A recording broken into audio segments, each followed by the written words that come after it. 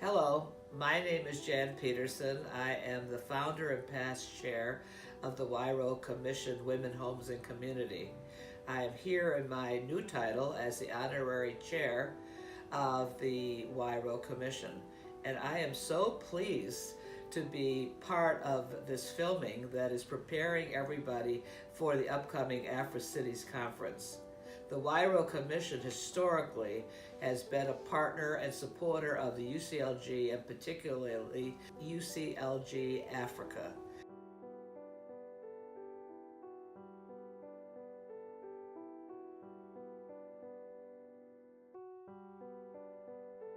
Just like UCLG Africa, we believe in decentralization and devolution of power, where cities and communities have something to say about the decision-making processes over the things that matter most in people's lives. In addition to our belief in local government, we do believe that we all need to network and link up with each other, because we know that we can build power on the ground in our neighborhoods, in our cities, if we link up with other cities and other communities and other organizations.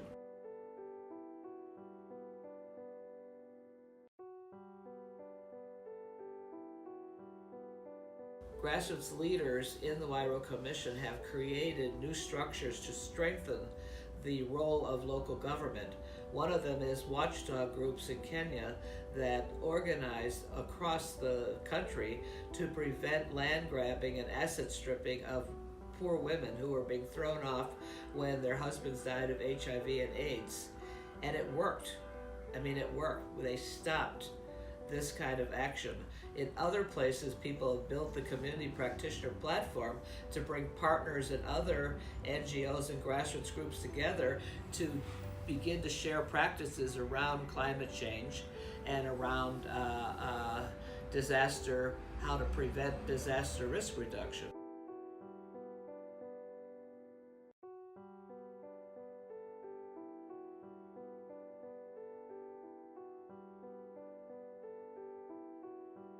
The issue of safe cities and safe public space has been a key issue of the Huairou Commission for the last 20 years, well, since 2002.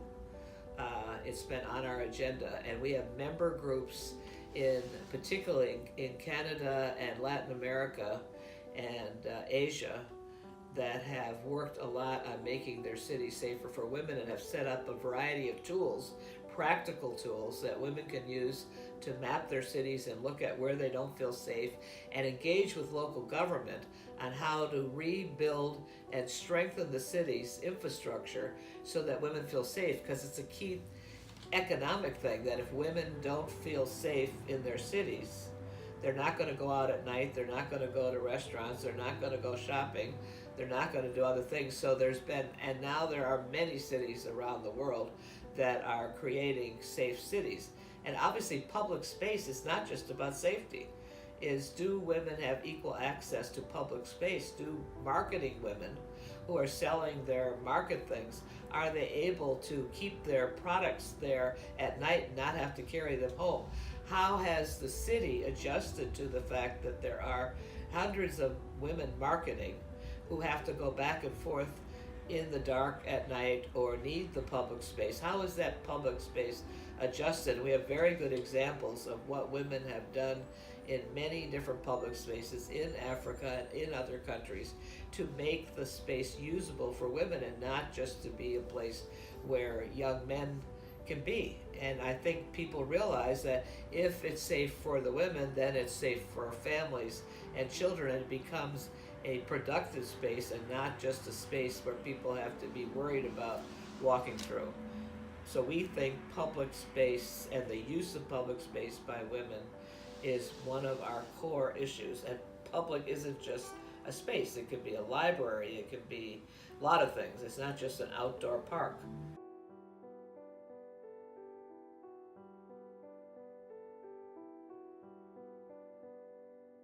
The Huairou Commission is a partnership entity.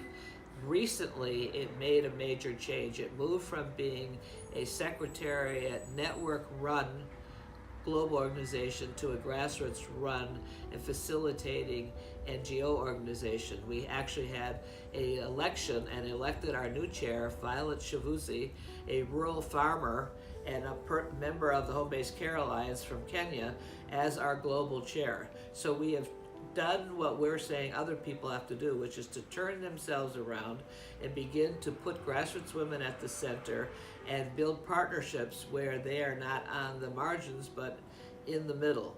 And we have now are developing relationships like that. We work with the slum dwellers, we work with WeGo, who are like-minded organizations, and Habitat for Humanity and other groups that are part of the GLTN at UN Habitat that are working on land. So we always want partnerships, and we are, because we don't think anybody can do it alone, and I think local government knows that they have to have partnerships to move ahead. Besides Ukobak and Swid from Uganda, there's Intengwe in Zimbabwe, and Shibue in Kenya, and Polycom in the slums of Kibera. They are all working in rural and some in urban areas, and coming up with practices that are dealing with harvesting water, creating new pipes, dealing with food production, and it goes on. And they are really amazing organizations that are passing on a knowledge to other people and other groups. You will hear about them at our workshop.